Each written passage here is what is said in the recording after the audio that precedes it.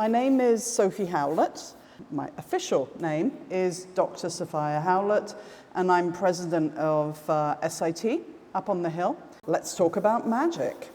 So first of all, I think we have magic as a view of the universe, and that is the concept of magical thinking.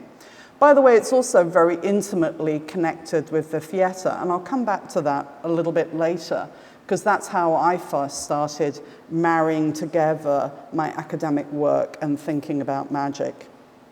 It's also the world of Wotan, right? It's the world of the ring cycle. It's mythic thinking. It's the belief that there is this whole universe out there filled with beings and spirits, energies that we can somehow connect with.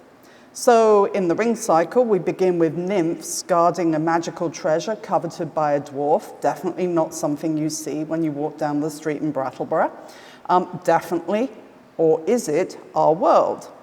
We end up with an ancient myth of cyclical destruction brought about through a magic ring that's being cursed. So magic permeates all of this.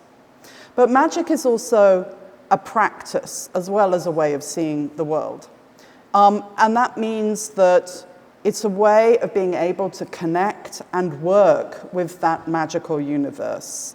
And that connection can be made through language, through touching, through images, mind to mind, energy, vibration, music, actually just about everything that goes on a stage, by the way, and also mystical ascension, for example.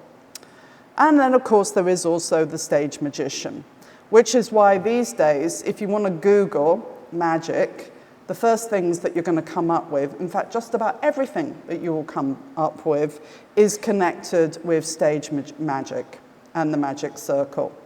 And you have to kind of think laterally. I don't know if anybody's ever tried this. If you want to sort of just look in what magical thinking is or magic, you end up having to do something truly awful to the English language and put a K on the end.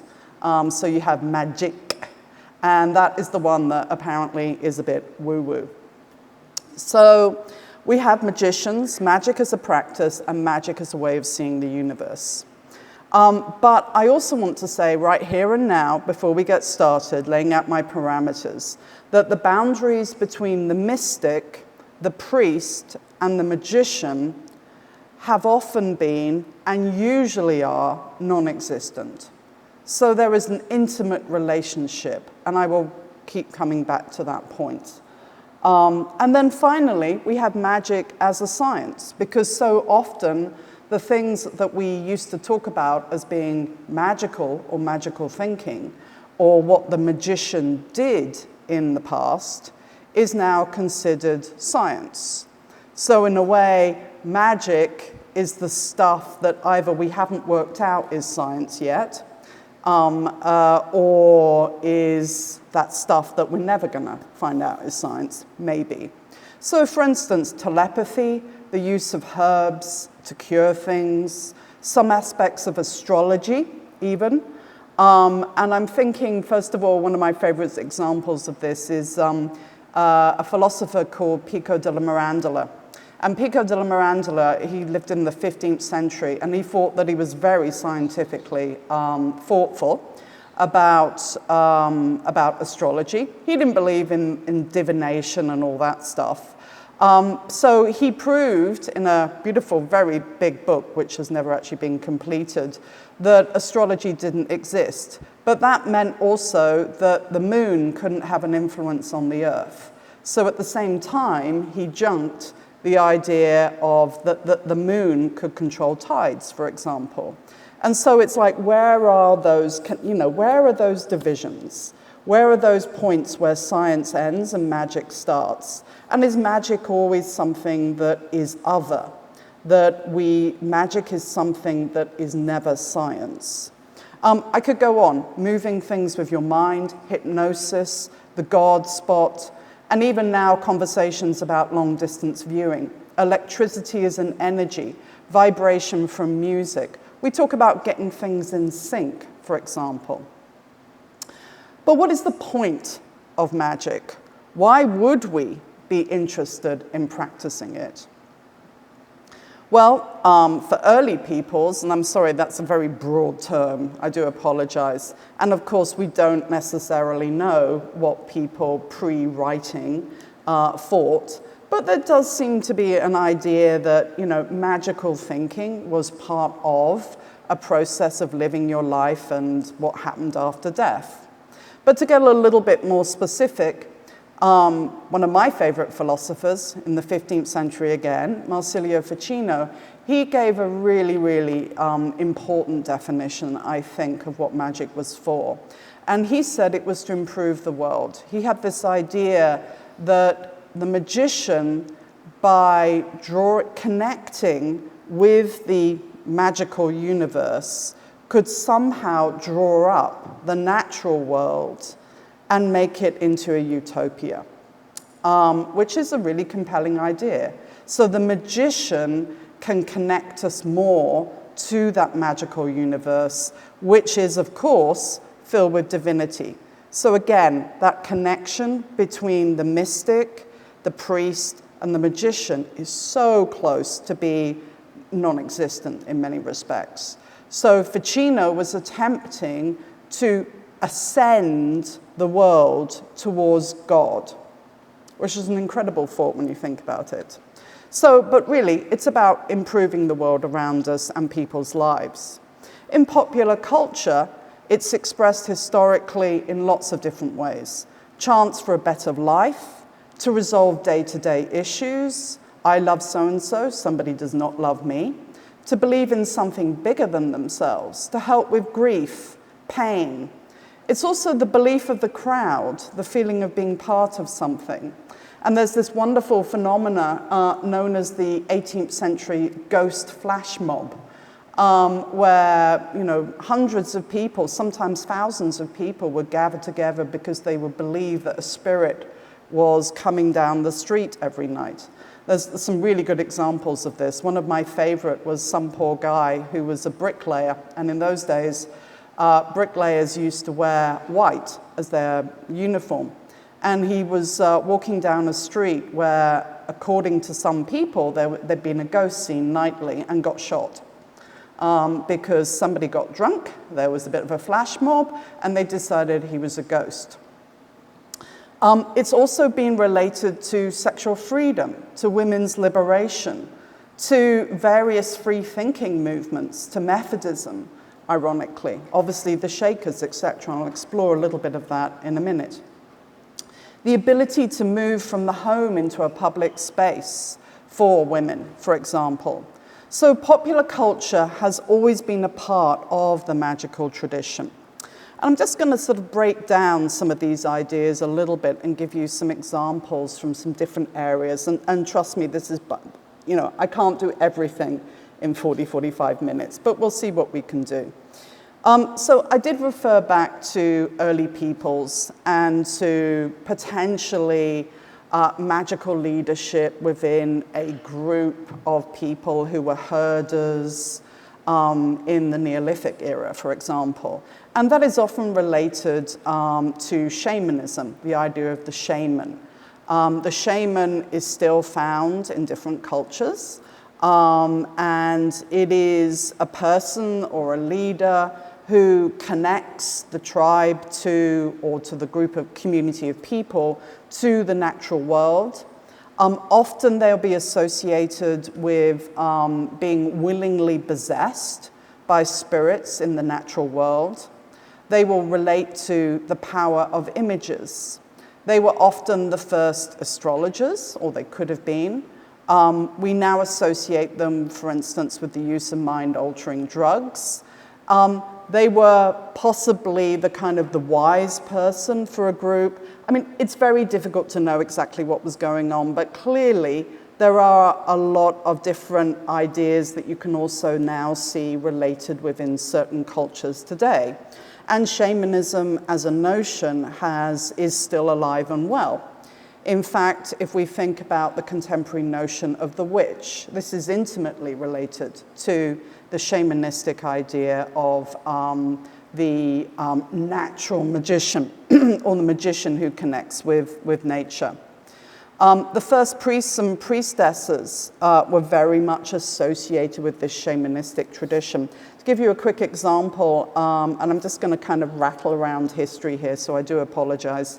We have, for instance, in ancient Canaan, which you also hear about in the Bible. They have special sacred sites or high places, usually with tree shrines on them. Those tree shrines were associated with the Canaanite goddess Asherah, who was the queen of the Canaanite or the Ugaritic pantheon. And at the center there, they would have trees planted, which were known as Asherah or Asherim poles. So it's about that connection between religiosity and magical thinking and the priests and priestesses in the sacred space. And of course, obviously, that is still something that is very strong in many different cultures today, for instance, in Japan. The notion of the genius loci is related to that. The genius loci meaning the spirit of place. And I always think about that when I think about the beginning of the Rheingold, where, you know, that is obviously a special place with the nymphs playing and the glitter of gold underneath. It's a sacred spot, and there's that feeling of Albrecht almost breaking some sort of taboo by spying on the nymphs in that way. The shaman continues as the old man of the woods, sometimes half mad, by the way. And in fact, in very early scripts about the magician Merlin in British literature, you will find Merlin described as the half-mad man of the woods in some really early sort of 11th century Scottish fragments. It's also the witch with her hut, right? It's Hansel and Gretel. It's Radagast the Brown in Tolkien. It's the wandering folk wizard of the Finnish Kalevala, which is the kind of the folkloric epic that was put together out of different stories in the 19th century. Some might say, and I hate to be part of that argument, that it's also Tom Bombadil in Tolkien too. The modern Wicca movement is very much associated with the shamanistic tradition, which I'm not going to go into here, but there's two different versions, one of which, by the way, is actually very high culturally oriented, not something that we normally associate with shamanism, but Gardnerism, which is the original Wicca movement in the UK in the early 20th century, was very much associated with specific communities of upper-class gentry having an interesting time in the woods. It's also associated, of course, with early folklore, particularly Norse folklore. It's where we get the idea of werewolves, for instance. Sort of shamans would be possessed, would welcome in their totem creature, and would become literal, or not literal, but they would become quasi-wolf-like or bear-like. This actually then gets later connected in some later Norse legends with certain types of male behavior as well. So the werebear associated with the man who attacks women. And of course, that's Red Riding Hood, etc. And Angela Carter's wonderful writings about it. You have also, of course, the use of mind-altering drugs. Shamanism is obviously very much connected to folk culture and slight movement tangentially, but I have to get in the fairies and popular historical relationships to fairies, which is still very much alive and kicking today. And there's some really good books about 19th century investigations of fairies and folk traditions. By the way, I was a Kelpie as a brownie. That's a junior girl guide. And obviously we had to read what the Kelpies did. And you have to leave milk out for the Kelpies, otherwise they won't tidy up your kitchen.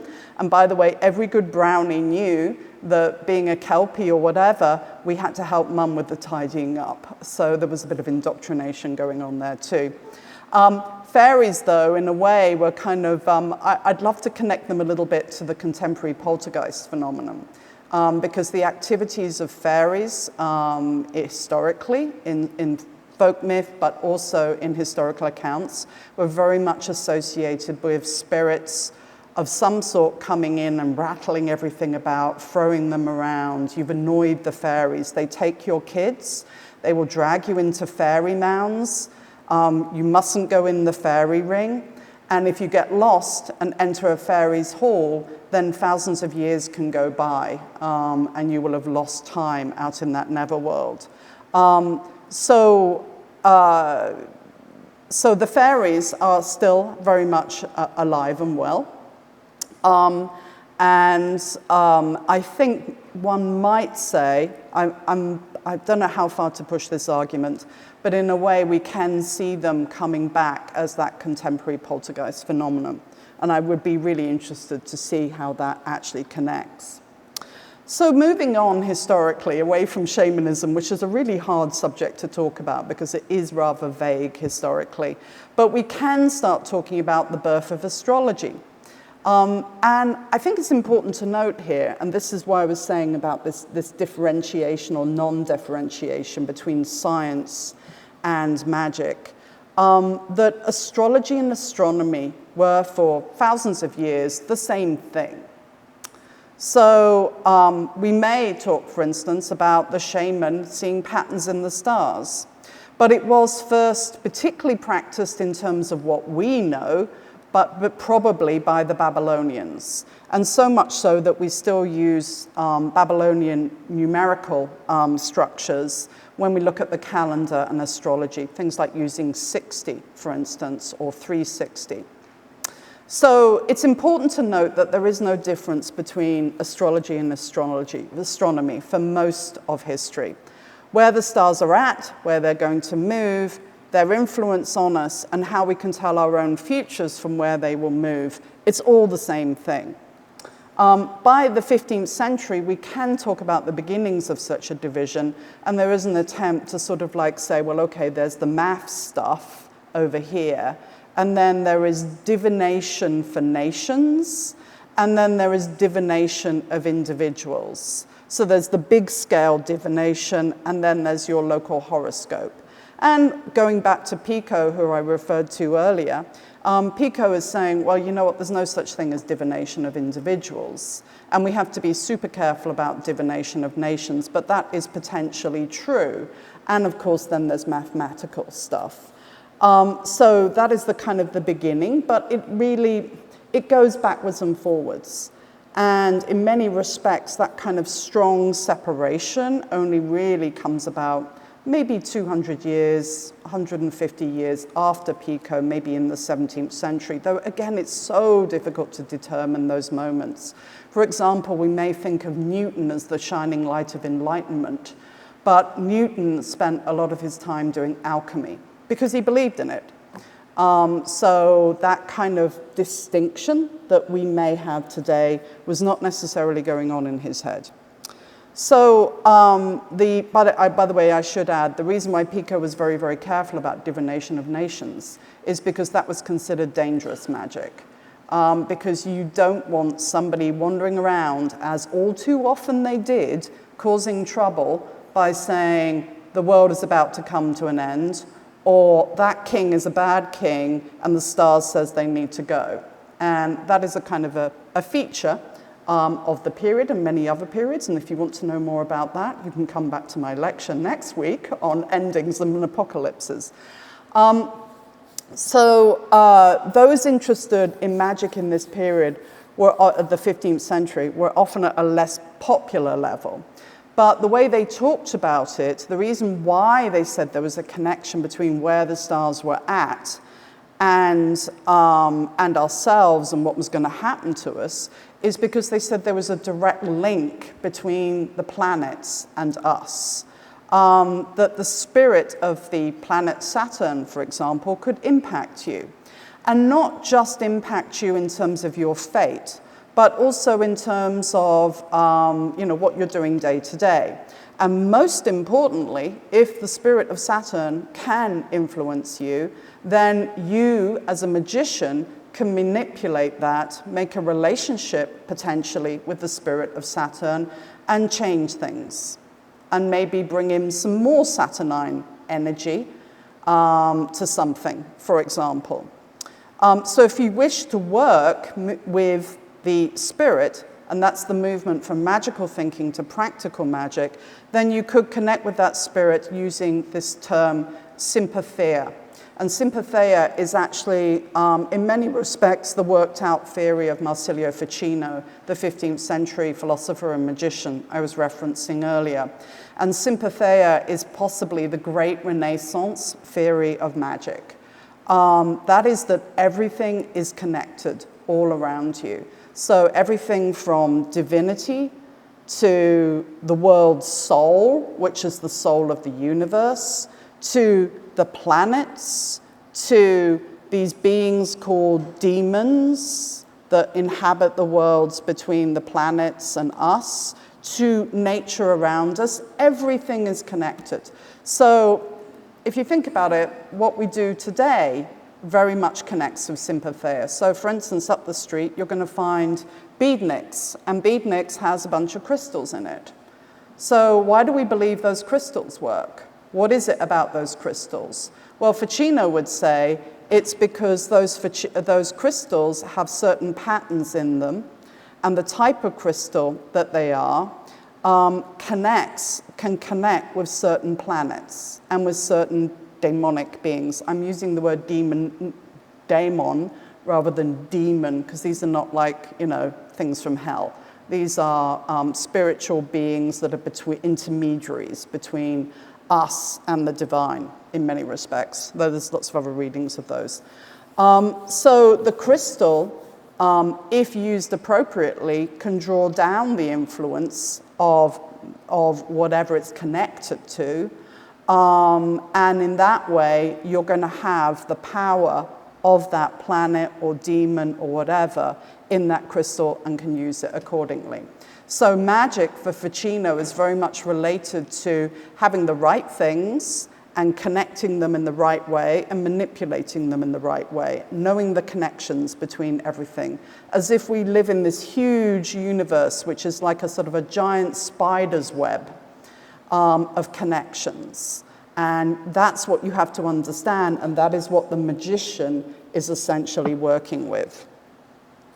Divination using the planets for us, or nations, is still a regular part of many people's lives on this planet. We may not all believe in it, but many cultures do. And we should avoid the distinctions between primitivist thinking and non-primitivist thinking. So for example, I'm sure you're all aware, in Hinduism, if you want to get married, you want to meet the right person, you want to do something important like move or think about your career, you will have your horoscope cast, and it will be abided with, and it's still very important. And we can no longer say, oh, well, that is recidivist thinking. That is still very much an ongoing part of many, many cultures and religions in this world. And divination is no longer, of course, just about the stars. Ordinary people have used multiple modes of divination throughout history. For instance, casting runes, connecting thereby divination to the power of language and letters. Tarot cards that connects with images. And in the 16th century, there was the emergence of the use of the Bible for divination purposes. This is a really quick means of divination, by the way. You just have an idea in your head and you flick through and go like that. And you'll get a verse divinely inspired by God and sanctioned by God, because it is the Bible, so you're not connecting with Satan.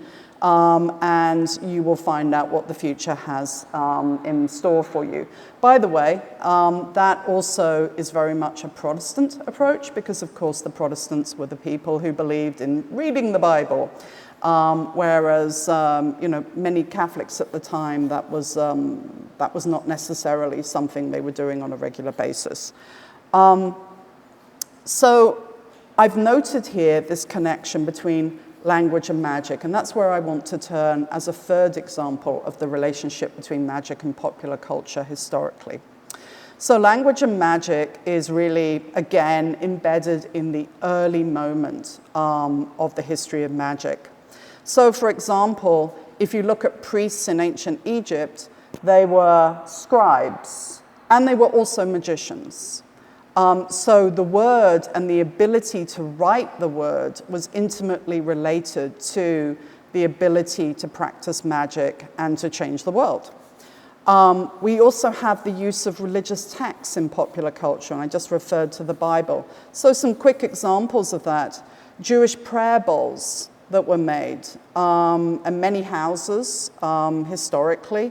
For instance, during the Babylonian exile, there were found during digs multiple bowls buried under people's houses, filled with things like, protect me from the evil eye, make sure this person doesn't curse me, usually using rabbinical texts.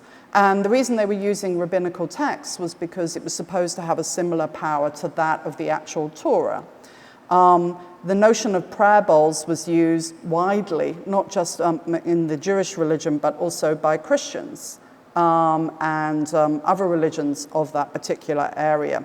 And even now, if you go into a Jewish home in Israel, you will often find, I'm sure you've seen it, the hand that wards off the magic eye, the evil eye, hung over the lintel going in. Just as you might find in British homes, not over the lintel, but under the lintel, you will find a horseshoe, because iron is something that fairies can't cross. So it's these kind of protection devices. The use of language was actually incredibly powerful in early Judaism. The name of God, for example, the name of God is the word that makes the hands unclean. It requires, therefore, scribes to purify themselves both before and after writing it, if they're writing out the Torah. After all, what does God say? Who am I? I am that I am. God apparently knows the power of the name. And if you know my name, you have power over me. You'll hear this again and again through history. Again, we are reminded of the shaman who names things and thereby has power over them in nature. And I can go back again to Tom Bombadil, who is the master, who knows the names and the right sounds. Magic spells derive from this belief in magic, especially when recited, reiterated, used over and over again. It's almost like they're creating grooves in a record where something can be captured. So it's, again, all about pattern and power. The pattern expresses, the power enlivens. And I've got some nice little examples here from Egypt, from ancient Egypt. These are all fragments found in archaeological digs. A spell for swallowing a fishbone caught in the throat. The unique one belongs to me as my servant. The unique one belongs to me. My bread is in town. My portions of meals is in the field. Bone, get right. A man should say this spell over a cake to be swallowed by the man in whose throat is the fishbone. Another example, spell for drinking beer. It's always a good one. Actually, it's supposed to be for the hangover afterwards, even better. Hail to you, Lady of Hetepet, who was Hathor, the goddess of drunkenness. There is no restraining set when he has set his heart on conquering a heart in that name of his, of beer. To confuse a heart, to conquer the heart of an enemy, a fiend, a male ghost, a female ghost, etc. This spell is said during the drinking of beer to be spat up, truly effective and proved 1,000,000 times. And finally, because I can't resist, a remedy for headache. My head, said Horus. The half of my head, said Thoth, which by the way is a migraine. Act for me, Mother Isis and Aunt Nephis. Give me your head in exchange for my head. Who hasn't had that feeling, by the way? The half of my head, Isis speaks. Just as I have seen these people, these human sufferers, so I have heard these gods, Horus and Thoth, saying to me on behalf of my son Horus, let there be brought to me your head in exchange for my head. Let threads be brought from the edge of a garment, having been made into 7 knots, placed on the left foot of your name here, born of your name here, mother's name here. What is placed below will cure what is above, for I have elevated what the gods seek. This spell is to be said over 7 threads of a garment, made into 7 knots, placed on the left foot of a man. Another example of the use of language and magic is, of course, in amulets. Amulets are found throughout time. They're on papyri, they're on jewels, they're on silver, they're copper, gold. They're inscribed with both symbols and letters. They have curses, healing, spells to open gates, requests for destruction to pass over, love spells, protection. The inscriptions on the tombs of Egypt are different types of the books of the dead. They are what to do in the underworld, and they provide the spells for the dead to be able to pass through the different gates. The collection of works known as the Tibetan Book of the Dead were actually written as fragments or sections to be whispered by a relative or some helpful person into the dead person's ear, so that as they went into their journey through death, they would know the right rules. Magical language or languages that can be used magically. This is still very much part of our culture. And if we go back to those amulets and those different scraps of papyri, one word springs out, abracadabra. And that goes all the way back. Now, I said at the beginning that there was also this strong relationship between religion and magic, and I do want to turn to that right now. So that kind of, and I've really called this section us versus them. I don't do magic. I'm a Christian. I believe in all sorts of things that are magical thinking, but I'm clearly not doing magic or thinking magic because if it's Christianity, then it can't be magic. So let's look at that a little bit. One simple definition, I suppose, that does distinguish the two is that religion involves the worship of a divinity, whereas magic, you don't have to worship anything. You can, and it can involve it, which is where that proximity between magic and priests are, but it does not require it. So let's look a little historically again. We have, for instance, in Judaism, in the Old Testament, Moses the magician turns his staff into a serpent. And he does so as part of a competition with Pharaoh's magicians. It's everybody on that stage is a magician. It's just that Moses' magic is better because he has the more powerful God. The blood over the lintel for Passover that we see again in the Old Testament and now obviously remembered every year was very much associated with dry, arid winds that brought death. If you put the blood over the lintel, then it said that sacrifice had already been made in this house. Blood had already been spilt. And there is the belief, therefore, that you will be passed over by the destructive winds that brought famine and disease because the blood had already been spilt there.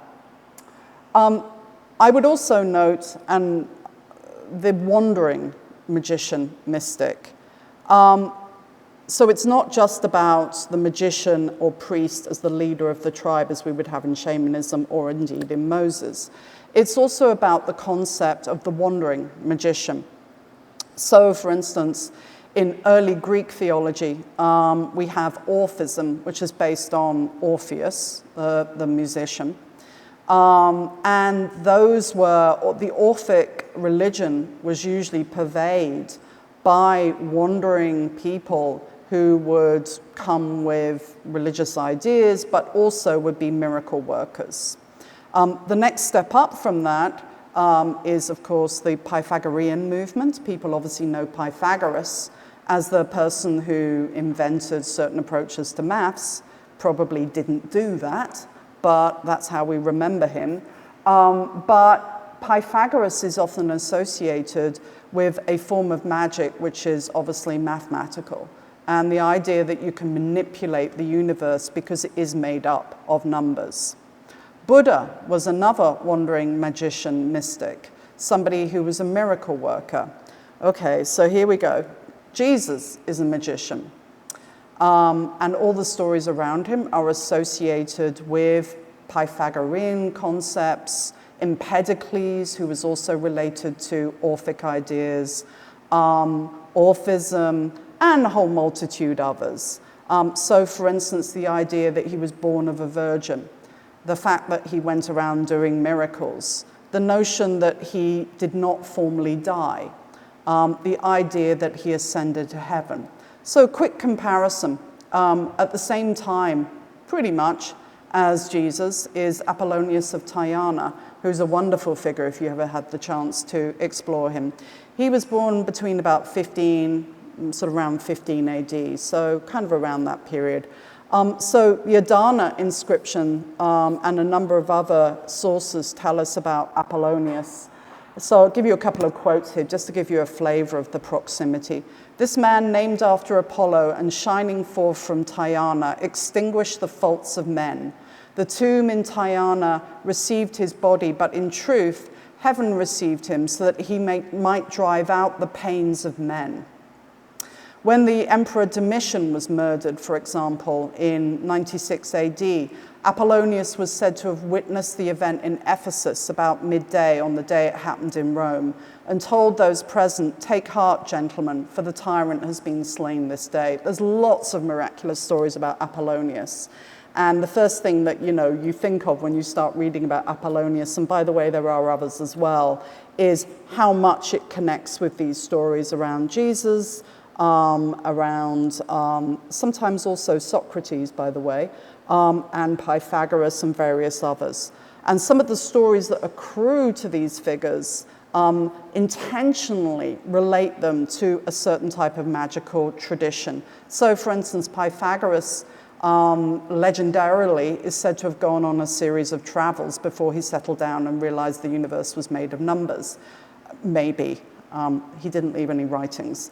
And those journeys were to the Babylonians to learn astrology, of course, the Medes, who were into magic, and then Egypt, because that was really considered to be, the kind of the contemporary home of magical thinking.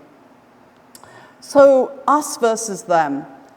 If it's me and it's my God, it's not magic, which we saw in Moses. And we can again see in the wonderful story of St. Peter versus Simon Magus. Simon Magus is one of my favorite early magicians.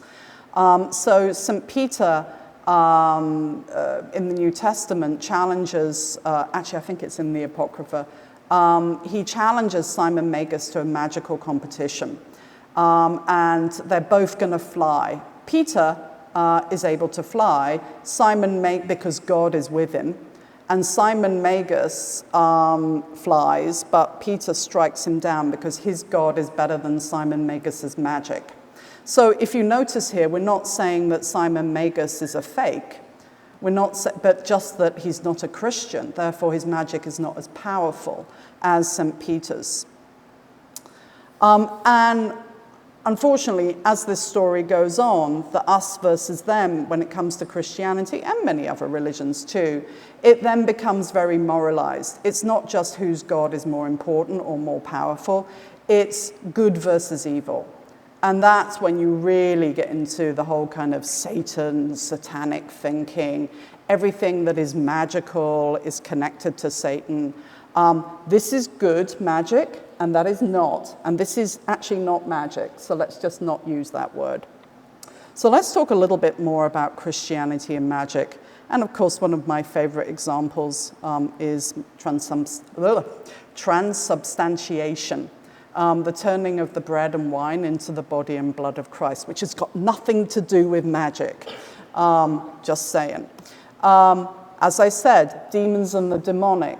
And Christianity really changed the idea of possession. So rather than in, say, a shamanistic culture or shamanistic thought, or many other cultures that we see today that use possession there is a welcome thing. It's opening yourself up and allowing a spirit or a god to inhabit your body for a while. Whereas in Christianity, it becomes something that you definitely don't want, And we all go and see The Exorcist to make sure we remember that. So we do not welcome in a god because it's going to be a demon. And Ficino and others really try, when they're trying to kind of like talk about magic as something serious, they make that distinction too. They attempt to make a distinction between theurgic magic, or magic that is associated only with the big G, only with God, it's all ritual and it's sacred, goetic, which is demonic, and juggling. Juggling, by the way, is stage magic, which you definitely don't want to get involved with because it's all fakery. Contemporary ritual magic, for example, still likes to make that connection that Ficino made. So you often hear today about Solomonic magic and Solomonic rituals.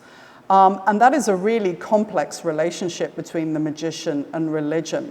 So King Solomon is not only the biblical figure, but he's also the founder of a whole contemporary branch of magic associated with high ritual. So if you're putting on robes and you're making bells and smells and you have a nice temple, then you're doing pure magic, and everybody else is doing something, who knows what, but it could be deadly or demonic. So, but despite that attempt to kind of try and differentiate between the theurgic and the goetic, popular culture really didn't embrace that idea. You can't imagine Joe Bloggs down the street putting on a nice white gown and getting all ritualistic and reading Latin. So instead, out of this wave of magical thinking that Ficino in many respects introduced, you have all these like popular cultural stories. So, for example, poor Henry Cornelius Agrippa, who was a philosopher who wrote a kind of compendium on magic called De Occulta Philosophia, or the occult philosophy. He was very quickly made part of the Faustus story. And there are wonderful stories about Agrippa being accompanied by a black dog that was his kind of familiar, and of course a demon in its own right. And the Faustus story itself derives from that Protestant moment where people are starting to read and also maybe getting more and more into that sharp distinction between heaven and hell, because of course Protestantism doesn't have purgatory. And you might even connect all this type of thinking and the, shall we say, paranoia that emerges in the 16th century with the hammer of the witches, the Malleus Maleficarum, and the first waves of witch persecution, which are very much related to the wars of religion and the tensions around religion and their thinking on magic, spirits, etc. at the time. And right in the middle of all this is the wonderful English magician, John Dee, who is busily devising his own new magical language, Enochian alphabet. He was into scrying, he was into angelic magic, he was using amulets, etc., and inspired a mob, by the way, to attack him. And he is a really good example at the end of the 16th century of that attempt to hang on to theurgic magic, ritual magic, and we'll see it revitalized in the 19th century. So popular culture still uses this kind of Christian symbolism as quasi-magic. It becomes part of the equipment of the magician priest. So, for instance, in exorcism, which is a casting out spell, ultimately, which uses the Bible, a certain ritual, holy water, the crucifix. And again, you can see that also in contemporary popular culture, 19th century popular culture, if you think about things like vampires, for example. These are the use of certain ritualistic objects in order to achieve a certain result, which is, in many respects, a definition of magic, or certainly related. So moving on historically, I also want to just look at magic, and I hesitated, I was trying to think how to talk about this. I don't want to use the word enlightenment, but shall we say the birth of scientific thinking? So I want to refer here very briefly to magic and ghosts. Historically, they were always connected. You have The Conjuring of Apparitions and Spirits by Dr. Faustus, by Simon Magus. Simon Magus conjured up Helen, who was a prostitute that he found in Alexandria. And he declared when he saw her that she was the divine principle of God that had descended into this prostitute. And so they started a relationship. There's some wonderful sort of folkloric stories around Helen.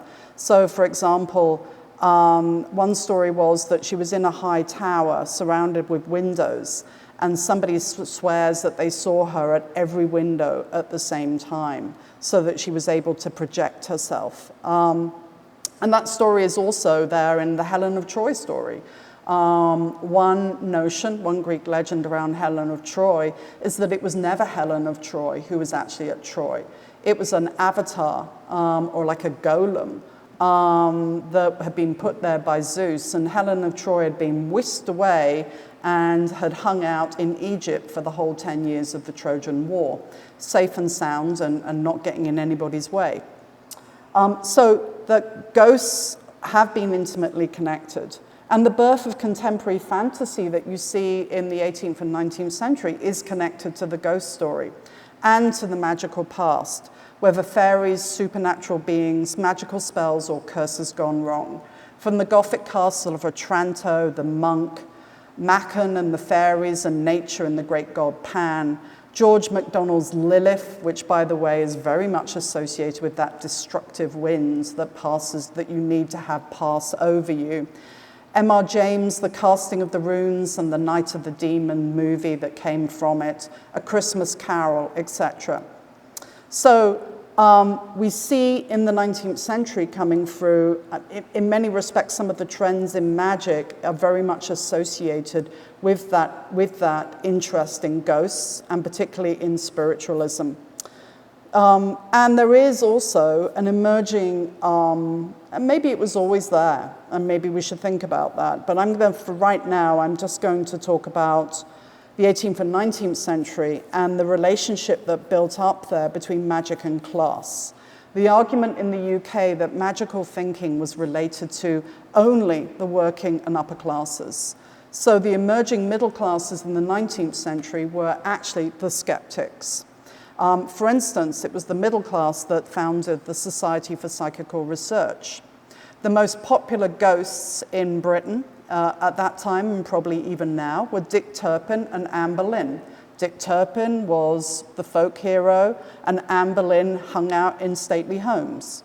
But servants were often accused of creating hauntings, and servants in early days of psychic research were not considered to be suitable witnesses. So there was a really interesting division going on there. And I just wanted to, I've got this great book here that kind of inspired me a little bit on this one. And I'm just going to read this. Belief in ghosts has always been vulgar. Because the reason I wanted to read this is because I think this also goes for magic. Belief in ghosts, see magic, has always been vulgar as illness, which it has always superficially resembled. What you think about ghosts and how you perceive them, indeed how you process that perception, once depended on where you came from, your own profession and the profession of your parents. To some extent, it still does. Since the 1940s, studies have shown that professing a belief in the existence of ghosts has become more socially acceptable. But for most of the last few hundred years, only the upper and lower classes tended to believe in them. The middle classes have always deplored the idea of ghosts. Professional skeptics are usually drawn from this strata. Your middle-class skeptic would say that toffs like ghosts because it is a symptom of their decadence. The plebeians because they are ill-educated. And I will return to that notion a little later as I draw towards the end. So the seance that kind of emerged in the Victorian period in England and also in the United States is also where we see the separation occurring between the stage magician and the magician. And this time with the juggler and the goetic or theurgic magician. And ironically, now the stage magician arguably becomes more respectable. So the Magic Circle begins at the same time as the Society for Psychical Research, and at least one famous medium was one of the first leadership group of the Magic Circle. The Victorian seance, though, was really interesting when you start analyzing it sociologically. Many of the mediums at that time were young working class women. This was often one of the few ways, ironically, you could get from the kitchen out into a public space. And also, it was full of free thinkers. Methodism brought back belief in ghosts. Shakers, often mediums were connected to Shakers, because Shakerism, of course, is based on visions. It was also connected to a kind of free-thinking movement that was around socialism and social utopias that you see in the early 19th century. So, for example, the first medium that really started the craze for seances in Britain was David Douglas Home, who was a British American, and also quite possibly a homosexual, who was a free thinker. And by the way, the Society of Psychical Research actually attempted to investigate him on a number of occasions, and it was maybe never fully explained what he did. Many mediums were shown to be frauds, but not all of them. And also talking about Home and homosexuality, there is at the same time this notion of sex around the 19th century seance. So seances were described at the time as sexual zones. The investigators were constantly prodding and poking young women in various ways, and yes, just like that, and tying them up, restricting them in various ways. Mediums would attempt to manifest things, and you may think, well, what does the seance have to do with magic? You could say the spirits did it, but it doesn't really matter. What they were doing was sometimes they would produce things out of thin air. For instance, one medium was notorious for bringing even things like fresh lobsters to the table. So they would produce things out of their vaginas. They would produce things from under their dresses. Sometimes they would obviously be fakes, but at least one of these female mediums was actually they never found out how she did what she was doing. So they, just like a magician, say back in ancient thought, you have the generation and movement of objects. And therefore, this makes this a form of magic. So the seances not only were spaces of sex because of how the women acted and because of how the men who were investigating them acted, they were in the dark, and there were a lot of aspersions cast. It was a place where people could have assignations, feel each other up under the table, where homosexuality was rife, etc. So let's take to today, and then I'm going to stop. Are we still embarrassed by magic? Are we still embarrassed? I mean, we were talking earlier about potentially being embarrassed by saying that we believe in ghosts. And I said, let's connect that with magic. So are we still embarrassed by magic? After all this science and scientific research, is it still a class-based idea? Does anybody here believe in magic? And who believes but is too embarrassed to say? And yet we are talking here today about magic during a festival of Wagner. By the way, I cannot imagine a more high cultural artifact than an opera. But who do we think then believes in magic? Weirdos and witches, or are they the same thing? Primitive cultures, i.e. not us. People who are not Christians. Gullible people. Unscientific folks. The people who believe in things rather than know. People who are clearly wrong. People with mental health difficulties. Satanists who are inviting demons into themselves, etc. When I first said, for example, that I wanted to study magic and Renaissance drama, because that's where I started, and I was being interviewed by a very famous professor of Shakespeare, who I will not name, and he looked at me and says, "Why? Are you a witch?" So I guess I would argue that people that even now we have these attitudes, and people who think that magic is real, frankly, are not the usual demographic for Wagner. So it's clearly not okay. Magic is now stage magic. You have to do something very funny, like add the K, to take it back to its real meaning. And yet, many of us consume fantasy. Me, for example. Fantasy, science fiction, Game of Thrones. Anybody seen the Game of Thrones? Rings of Power, Harry Potter, or maybe you just gave it to your kids because it's okay for young people to believe in that sort of thing. Wheel of Time, The Adventures of Sabrina, Charmed, Supernatural, and countless other shows. We watch The Witch, Ghostbusters, The Sorcerer's Apprentice, Harry Potter, and enjoy superheroes who are quasi-scientifically explained and quasi-magical with the latest fad of multiverses, or should I say, at least I consume them. Not everybody's cup of tea for sure. But the ring cycle is an exposition of magical thinking. The world will pivot this afternoon and tonight on the notion of a glamour, that somebody can be made to look like somebody else. We love our fiction, and popular and high culture can, in so many respects, transcend that feeling that we should disbelieve, because it allows us a safe space for the suspension of disbelief and to believe in magic just for that 1 minute. It's a bit like Peter Pan. I believe in fairies.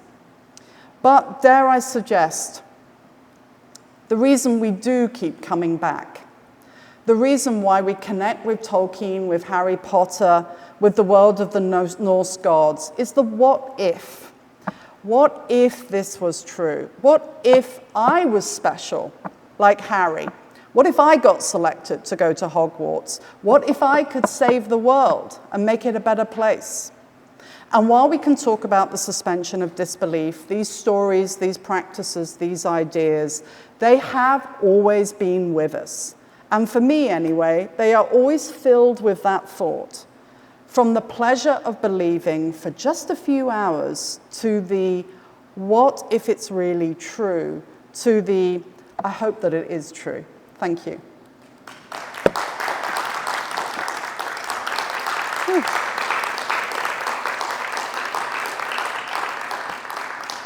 And my profuse apologies for that massive sprint through thousands of years of history and different ideas, but I hope I fulfilled the brief in that regard.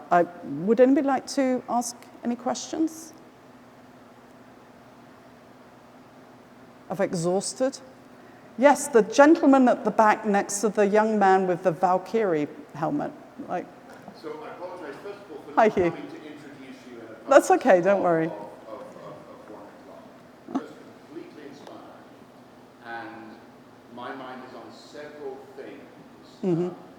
Some of your references inside the Wagner are to do with the magical object, declared to be magical object, the town that allows what? Personality shape, invisibility, appearance shifting. And Glamour, yes. Yes.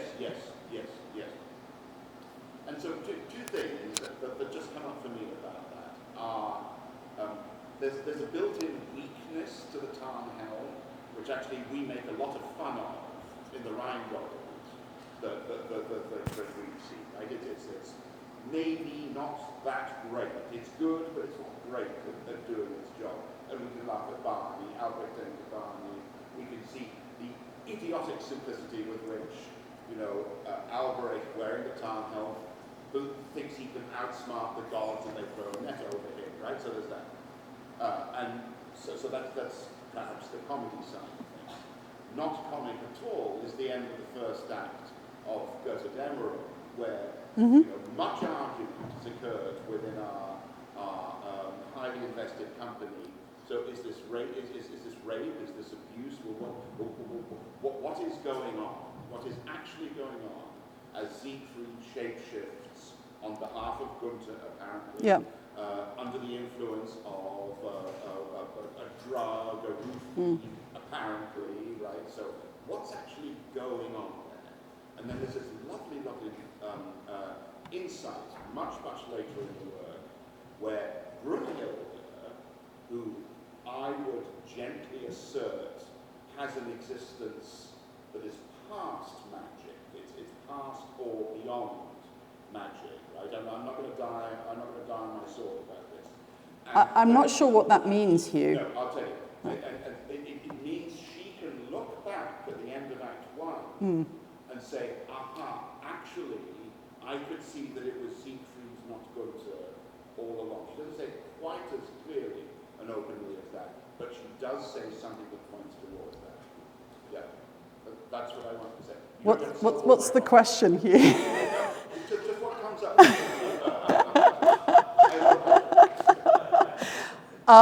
Okay. I guess just trying to riff on that slightly. I guess I would say that Brunhilde is part of the magical universe because she is a divine figure, right? She's part of that universe. To go back to the notion of magical thinking, she's part of that universe because she's born of a god and the earth. So you might even kind of connect it to some sort of like quasi-daemon type figure or angelic type figure.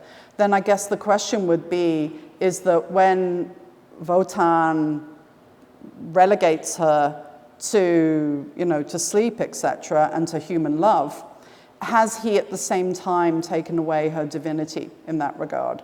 Because if she remains a divine part of that kind of greater, then one would imagine that the glamour doesn't impact her. I'm just riffing. But if he has taken away from her, stripped her of her deificness, shall we say, then she might be just as susceptible. But I think it's a love. But, I love the idea that she did see through it all along, because it does actually connect back, as far as I recall, to the original saga of the Volsungs. And that's what's so tragic about the whole thing, is that she can see, but he can't. And she's waiting for him to see. And he can't, and he doesn't. So, and that's just a whole different story, isn't it? And there's some beautiful poetry, actually. Some of the sagas have some really beautiful poems around her laments. We should have talked about that before, shouldn't we? Oh, you came to me just now. Thank you. Thank you so much. Anything else? Yes? This is just a personal comment, not a question. A year or so ago, there were a man and a wife who were Christian scientists. They came and I invited them in. We had a long discussion, and in it, she asked, "What about your spiritual life?" Jehovah's Witnesses. That's Jehovah's Witnesses. And I said, "Well, I've never quite known what that means."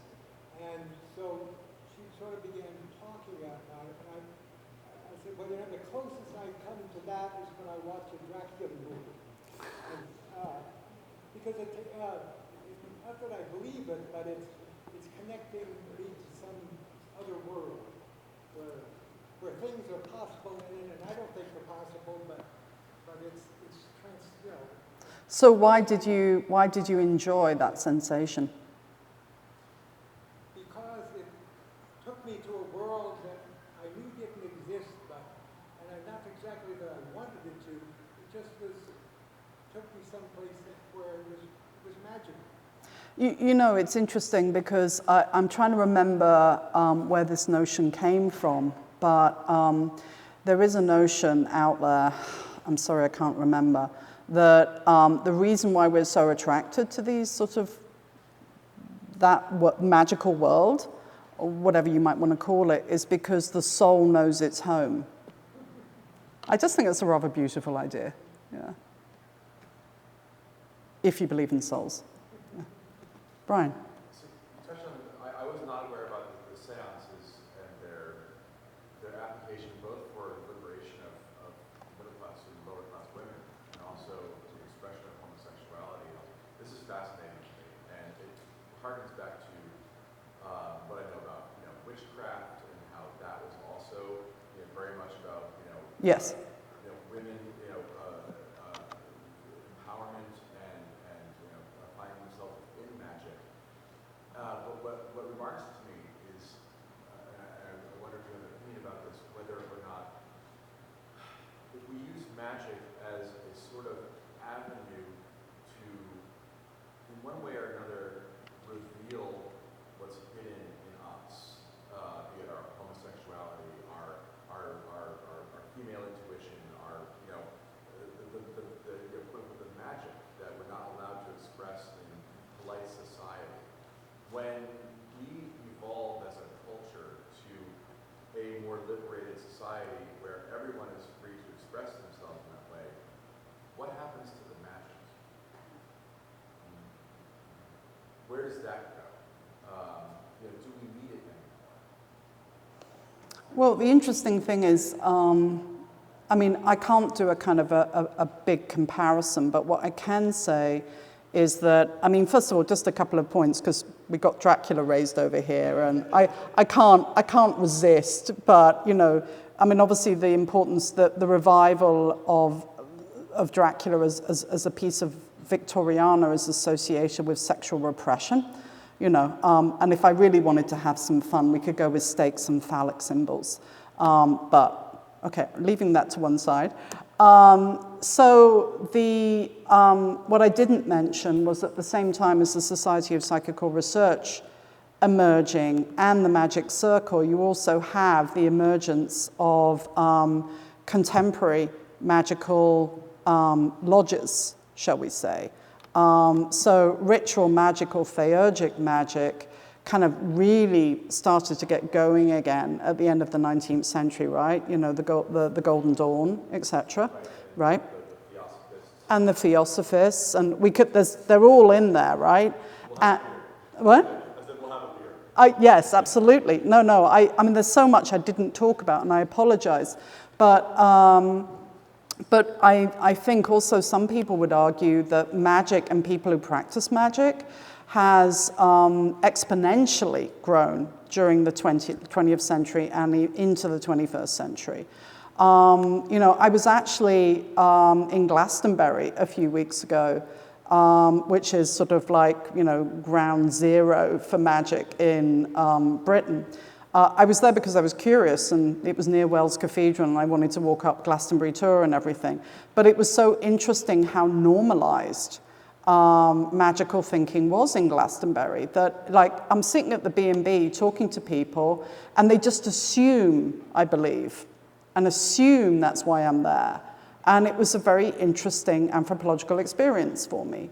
That was not why I was there, but, I wasn't there to go and shop in the shops, or I was intrigued, and I wanted to go up the tour and see, what it felt like, right? Okay, so if we go back to what you're saying, so what I'm arguing, I guess, is that one could say that magic has emerged more since people have started to maybe be able to be themselves. And that this is not a kind of, what I expressed there about the 18th and 19th century. By the way, I think I could have done that with any period, though obviously that was a very particularly interesting moment. But I think that one could say that there is an ongoing interesting interrelationship between what is taboo, what is magic, sex, how people's ability to express what is hidden, etc. I don't think that in a wonderful world where everybody can express who they are in their own way, I don't think magic would go away. In fact, I think it would actually be even more obvious and around. You just have to go in and scroll how many podcasts there are today on magic for people who actually practice it. It's fascinating. Anyway, I don't know if I answered, but I think it's a changing interconnectedness, and I think we're actually going through a kind of a revival moment right now, actually. Yes? Quick statement. The first woman to ever run for president of the United States was Victoria Woodhull, who was a poor woman who began life as a medium. Yes. Yeah, that's it. Yeah, it's really cool. Yeah. Anybody else? Okay, in that case, I shall make way for the end of the world. Thank you.